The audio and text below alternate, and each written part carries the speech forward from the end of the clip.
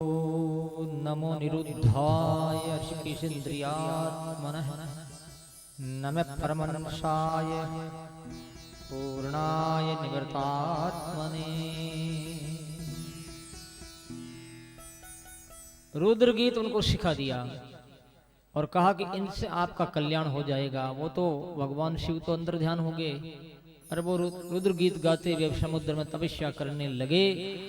इधर एकांत में यज्ञ करते हुए राजा को देख करके नारद जी को दया आई। नारद जी वहां पधार गए और बोले कि राजन ये तुम जीवों को मार रहे हो, ये ठीक नहीं है। कर्म से कर्म नहीं कटेगा, कर्म के साथ ज्ञान की आवश्यकता है, भक्ति की आवश्यकता है, भक्ति की और ज्ञान की प्रधानता होनी चाहिए। ऐसे करके नारद जी महाराज ने उनको रोक दिया, यानी जो है जड़ता से निकाल दिया और चेतना में लाए, जिससे क्या कि उन्होंने अपने मंत्री को राज देकर के और वो तप करने हेतु चले गए। सजनों, उसके बाद जब वर्ष पूरे भी उनको परचेताओं को 10,000 वर्ष हो गए तो परचेताओं ने देखा कि भगवान प्रकट हुए हैं तो भगवान को नमस्कार करते हैं। वो भगवान विष्णु बोले परचेताओं, ये प्लोमचा नाम करके लड़की है, कंडू ऋषि और प्लोमचा से ये इनका जन्म हुआ है, मारिसा इसका नाम है, तो इनको तुम अर्धांगिनी बनाओ, इनके साथ शादी कर लो, सृष्टि तुम्हारी बढ़ेगी। परचेता ने स्वीकार किया और भगवान की स्तुति करते हैं कि जब तक जिए हम दुनिया में तो सत्संग करते रहे, यावत माया स्पृष्टा ब्रह्मायु कर्म भी तावत बहुत प्रसंगा नाम संगिष्यानो भवे भवे। जहाँ भी हमारा जन्म हो वहाँ महापुरुषों के सानिध्य में हम रहें, ऐसा साधन ऐसा उपाय आप कर दें। यानी सत्संग की महत्ता पर भी प्रकाश डाला है और कुछ नहीं। एक ही उपाय है कि सत्संग हो महान पुरुष। दरिया साहब ने कहा है, दरिया साधु कृपा करे, बोलो दरिया साधु कृपा करे, तारे संसार है, दरिया साधु कृपा करे, ओ तारे संसार है, कारण हारा राम है, जामे फेर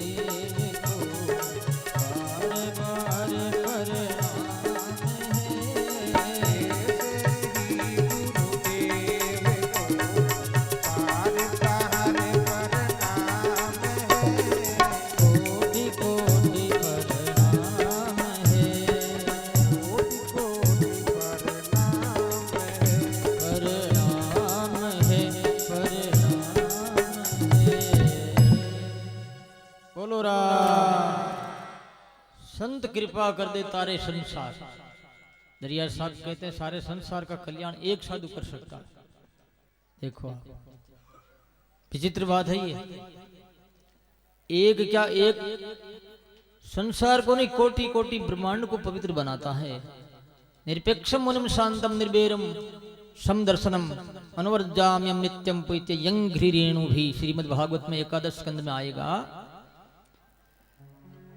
भगवान कहते ऐसे भक्त के पीछे मैं चलता हूं, चरणों की धूड़ी मेरे सिर पर पड़ जाती है तो मैं अकेला ही नहीं पवित्र होता, बल्कि मेरे बाल कूप में कोटि कोटि ब्रह्मांडों का निवास है, बसे हुए हैं ब्रह्मांड, वो सारे पवित्र हो जाते हैं। ऐसे भागवत में आया। दरिया साहब ने एक संसार कोई कहा है और भगवान ने तो कह दिया कोटि कोटि ब्रह्मांड पवित्र हो जाते हैं और मैं भी पवित्र हो जाता हूं भक्त से। ऐसा भक्त है भी कोई दुनिया में? है तो कहीं छिपा हुआ होगा, और प्रकट है तो वो छिपा हुआ कि हमारी भावना में नहीं, हमारी दृष्टि में नहीं, तो वो छिपा हुआ ही है। और क्या है? श्रद्धावान लभते ज्ञानम तत्पर संयंत्रिये ज्ञानम लब्ध्वा पराम शांति मचिरणा दिगच्छति। भगवद गीता भगवान कहते हैं श्रद्धावान को ज्ञान की प्राप्ति होती है। श्रद्धावान व्यक्ति ही ज्ञान प्राप्त करता है, तो हम नहीं पहचान पाते। बढ़िया बात याद आ गई मुझे आज, एक महापुरुष की। एक बार खग्रास सूर्य ग्रहण आया। खग्रास सूर्य ग्रहण में अथवा अर्ध सूर्य ग्रहण हो, आधा भी ग्रहण लगता है कोई पूरा, तो लोग कुरुक्षेत्र में जाकर के वहां पर पुण्य दान करते हैं, अच्छा काम करते हैं। चंद्र ग्रहण में काशीपुरी में जाकर के भगवान शिव को मनाते हैं, वहां पर दान पुण्य करते हैं। अब इतने लोग तो काशी में कैसे जाएंगे, पूरी दुनिया के लोग, और पूरी दुनिया के लोग कुरुक्षेत्र में भी नहीं जाते हैं, लेकिन कुछ एक जाते हैं। तो वहां पर जो भी गया दान पुण्य किया, भजन किया, ऐसा करने लगे। तो एक वीआईपी लोगों का एक बड़ा ग्रुप, एक टीम जो है, एक बहुत बड़े पेड़ के नीचे बैठी हुई थी। बीच में राजा आसन पर बैठे हुए थे। बड़े बड़े सेठ और पैसा वाले लोग दान करते। तो एक बोझ बादल था, वो अस्थिर उनके छाया कर रहा था,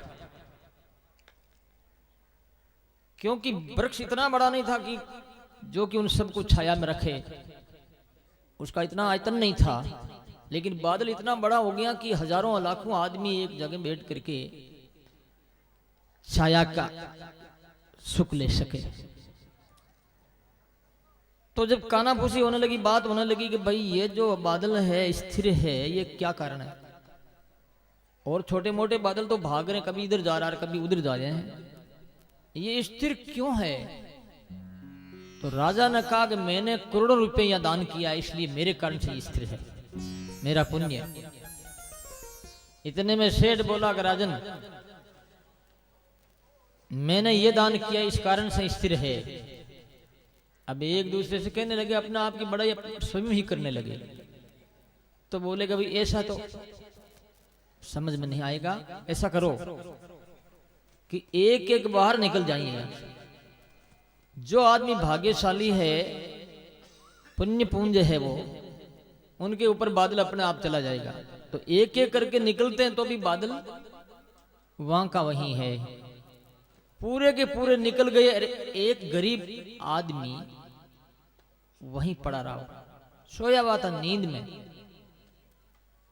उसका मित्र वो क्या समझ गया कि गरीब मांगने वाला भिखारी है। राजा ने, लोगों ने ऐसा समझा उनको कि भिखारी है ये। तो बोले बादल यहाँ स्थिर है। तो एक कोई भाई ने कहा ऐसा करो, इस लड़का जो एक गरीब है, लड़का सा दिख रहा है, इसको यहाँ से भगाओ। करे क्या है पड़ा है, इतने इतना अपन दान किया, वो तो कोई भिखारी है, भीख मांगने वाला। तो बोले कि नहीं करो तो सही है, देखो तो सही करके।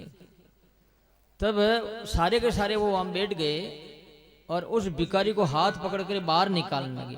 वो भिखारी नहीं था, लेकिन वो भिखारी कह रहे थे निकाल। तो जो वो बाहर निकला, निकलते ऊपर का जो बादल था उसके ऊपर ऊपर चलने लगा। एक काफी दूर, आधा किलोमीटर दूर चला गया, वहां तक बादल चला गया। इधर जा रहा, इधर बादल जा रहा है, उधर जाता उधर बादल जा रहा है। तब लोग उनसे पूछा, तू कौन है, तेरा क्या परिचय है? तब उसने कहा, मैं गरीब आदमी हूं, मेरा क्या परिचय? तो तुमने यहाँ क्या दान किया? वो क्या दान समझे बेचारा? वो उसने कहा, मैंने तो दान किया ही नहीं। अरे कुछ तो किया होगा कि मैं कमा करके खाता हूं, भिखारी नहीं हूं मैं, गरीब जरूर हूं मैं। मेरे हाथ में ये आप देखिए, मेरे हाथ जो ये दिख रहे नहीं है, आइंटन बंधे हुए, चमड़ी जो है जाड़ी पड़ गई, परत चमड़ी की खरदरी हो गई। मैं क्या करता हूँ, खुरपी से घास काटता हूँ, फिर जाली से छानता हूँ, छान करके शहर में जाके बेचता हूँ।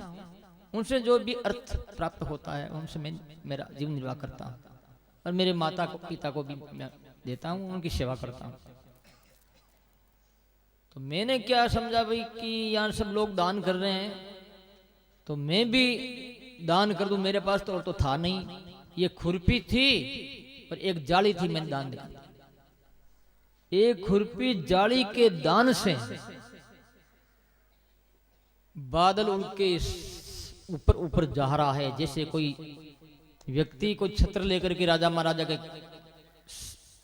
पीछे पीछे चलते हैं, इस प्रकार से महाराज वो जो जहां भी जाता है बादल। अपन थोड़ा सा दान करते कितना अहंकार करते हैं, मैंने ऐसा किया और वो किया। तो भगवान किनको मिलते हैं मालूम आपको? सर्वस्व कर देता, अपने आप को अर्पण कर देता। अरे भाई, राजा के पास में अरब खरबों रुपये है, 1 करोड़ रुपये खर्च कर दिया, क्या हुआ उसको? इसलिए मारवाड़ी में कहावत है कि राजा का दान प्रजा का स्नान।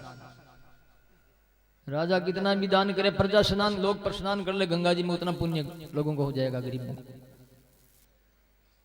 तो कहने का भाव यह है कि हम उनको पहचानते नहीं। इसलिए मैं उदाहरण दिया कि कौन है वो, इसे क्यों नहीं पहचानते? कि हमारी बुद्धि सीमित है, सीमा में बंधी हुई है, और विशेष रूप से काम क्रोध लोभ में डूबी हुई है, भटकी हुई है। तो ऐसी भटकी हुई बुद्धि से हम किसी को नहीं आंक सकते, किसी को नहीं माप सकते कौन कैसा है। तो वास्तव में ऐसे संत है भी आज, नहीं है बात नहीं है, लेकिन नहीं पहचानेंगे। मैं कहता हूं रामकृष्ण को भी नहीं पहचाना, उनकी ज्ञाति बांधवों ने। पिता ने नहीं पहचाना कृष्ण को, बेटा समझा, ईश्वर नहीं समझा। जब ऋषि आए, महापुरुष आए, उन्होंने समझाया कि नहीं ईश्वर है ये, तब वो समझ पाए।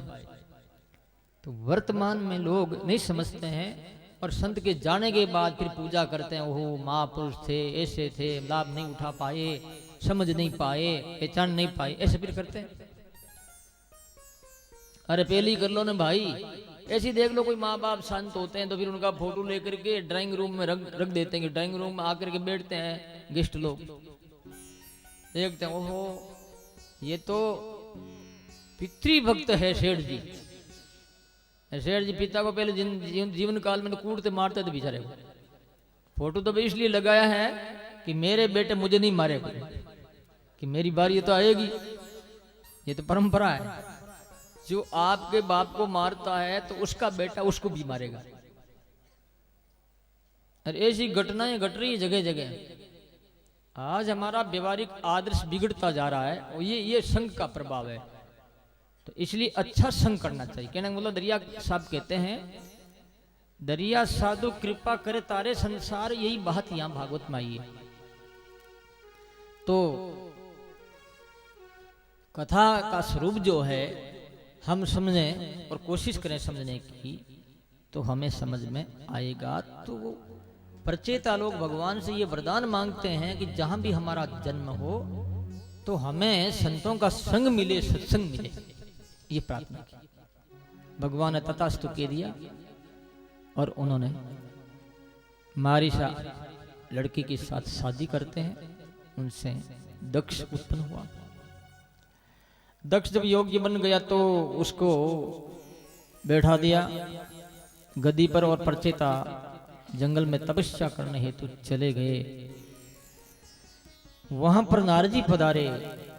प्रचेताओं ने कहा, नारद जी महाराज कह रहे हैं, प्रचेता पूछ रहे हैं, तो प्रचेता भी बोल रहे, तद जन्मतानि कर्माणि तद आयुतन मनो बचह, तद जन्मे तानि कर्माणि तद आयुस्तन मनो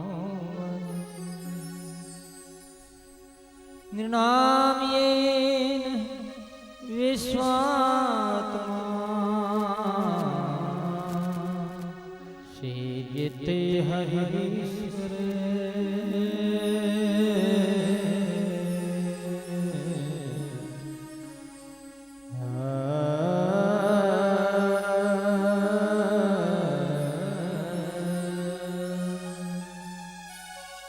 जन्मतानि कर्माणि तदायुस्तन मनो बचे, मनो बचे मनो यथा तरोर्निशेषेण तृप्यन्तस्कन्धुजो शाखा प्राणोपहारात् यतेन्द्रियाणाम् तथैव सर्वाहरणचित्ते। कह रहे महापुरुष, जन्मतानि कर्माणि, वही जन्म सार्थक है, वही कर्म सार्थक है, वही वचन सार्थक है जो जिसका उपयोग परमात्मा के भजन के लिए है, आत्म कल्याण के लिए।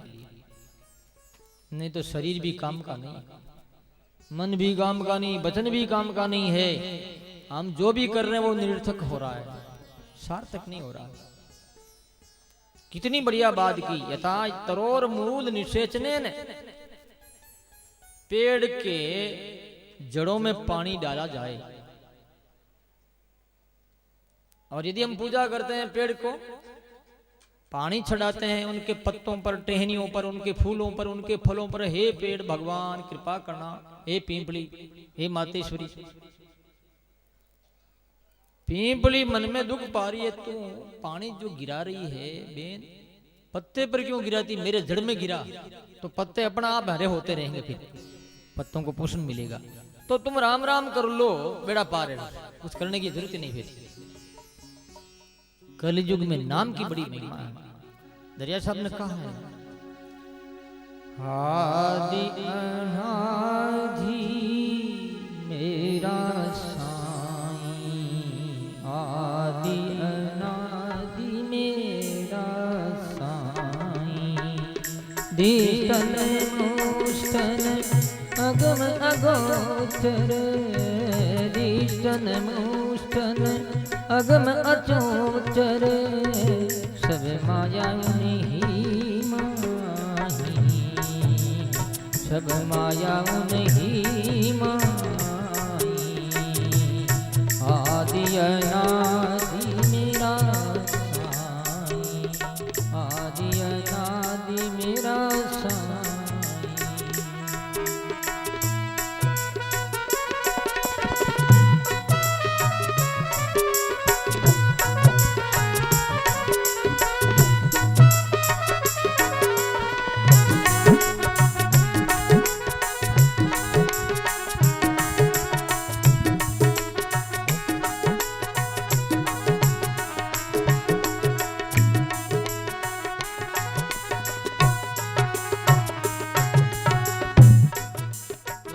कहते हैं मूल में पानी सींचने से डाले पत्ते फल फूल सब पोषित होते हैं।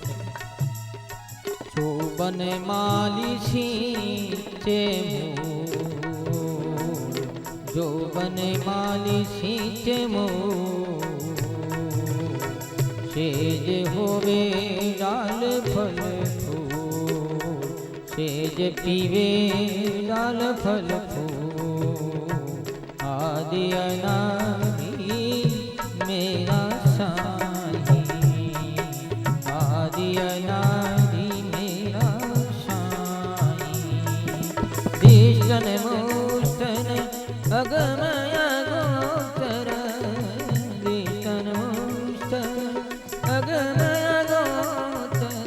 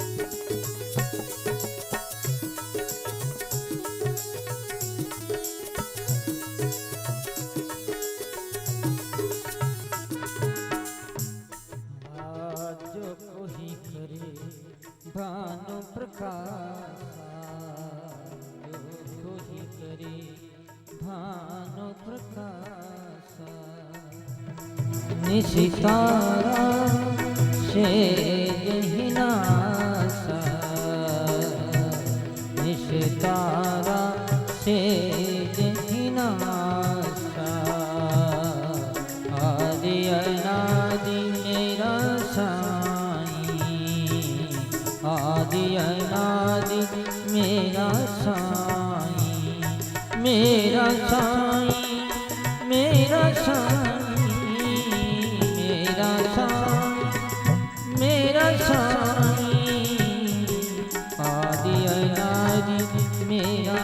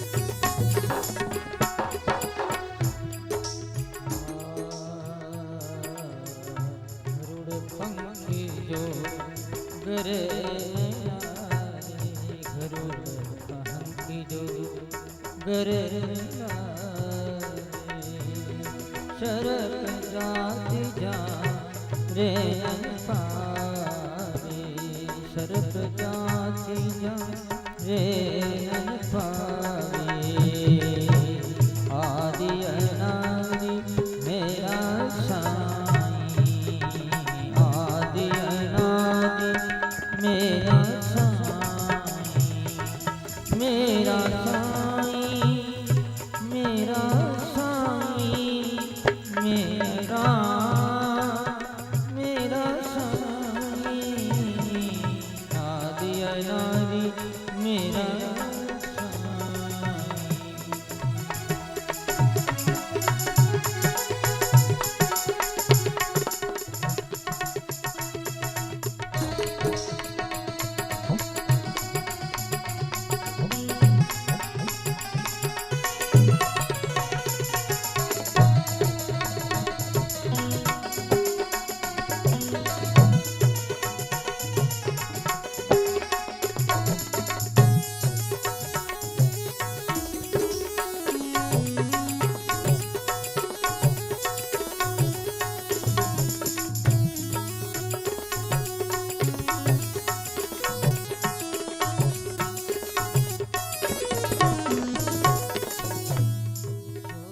पति को घरे बुलाए जो नरपति को घरे बुलाए सेना से सकल दरिया सेना से सकल दरिया आदि अनादि मेरा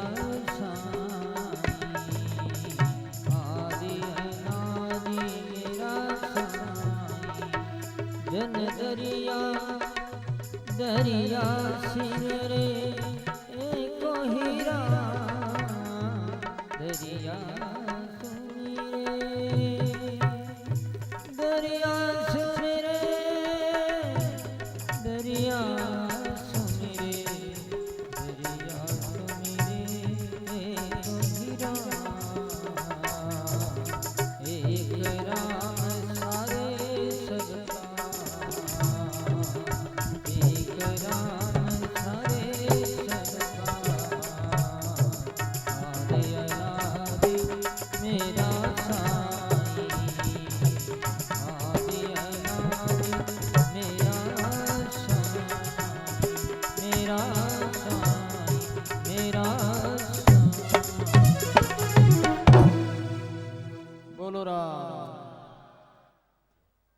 रियाज साहब का ऐसे ऐसे पद और ग्रंथ, ऐसी बाणियां, ऐसी साखियां, धर्म ग्रंथों का सार निचोड़ है।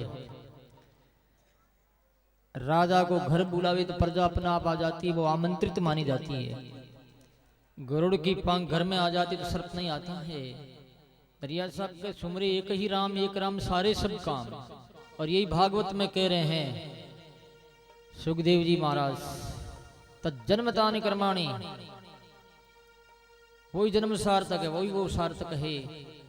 हिता तरोर मूल निषेचने ने, तरु के मूल में जल देने से अपने आप ही सारे तरु का जो आकार आयतन में उसका पोषण हो जाता है।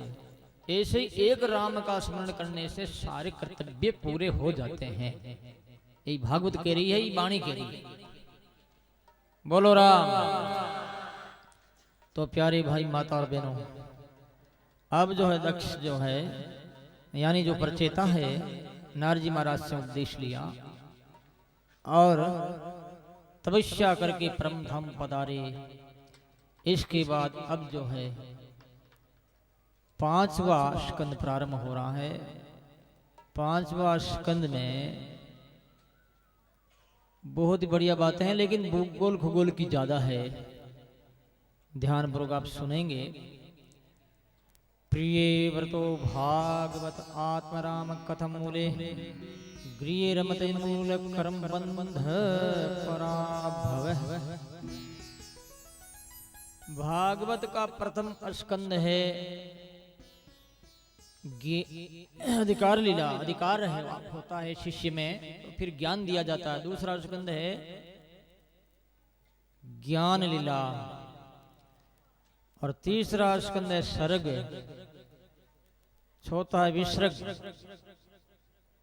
सर्ग और विसर्ग दोनों को जो है स्थायी कैसे किया जाए, इसके लिए 5वां अध्याय में ज्ञान को कैसे पचावें, कैसे उनको जो है पचा करके अपने हृदय में रखें, धारण करें, प्रैक्टिकल रूप में जीवन में उपयोग करें का। तो 5वें में स्थिरता आती साधना में, इसलिए 5वां स्कंद है। क्योंकि ये सर्ग विसर्ग इत्यादि जो लक्षण बताए ना, तो इन लक्षणों में से ये लक्षण है 5वां स्कंद का। राजा परीक्षित सुखदेव जी महाराज से प्रश्न करते हैं कि प्रियव्रत भागवत होकर के, यानी उन्होंने ये संकल्प लिया था कि शादी नहीं करनी है। मंदराचल पर्वत पर वो बैठे हुए नारजी महाराज के पास में ये प्रतिज्ञा कर ली, ब्रह्मचर्य पूर्वक रह के साधना करनी है, ग्रस्त में जंजाल में झंझट में नहीं पड़ना है, ऐसा उन्होंने संकल्प लिया। और उस समय सृष्टि का अभाव था, वीरान सी ये धरती पड़ी थी, यहाँ दुनिया समाज की मानव जाति की हलचल नहीं थी। ऐसे में भगवान का ये संकल्प था कि ज्यादा से ज्यादा मानव बढ़े, इसलिए तो बढ़ रहे हैं, ये भगवान का संकल्प भी तो है कि कितने अरब हो गए, 6-7 अरब हो गए पूरे विश्व में। भारत में 1 अरब से भी ज्यादा जनता हो गई, तो ये क्यों बढ़ रहे हैं? पहले के पूर्व का संकल्प है परमात्मा का, वही साकार हो रहा, पूरा हो रहा। ये बस की बात नहीं, वो जैसा भी रखे, जैसा चलाए चलेंगे। इस वास्ते वो शादी की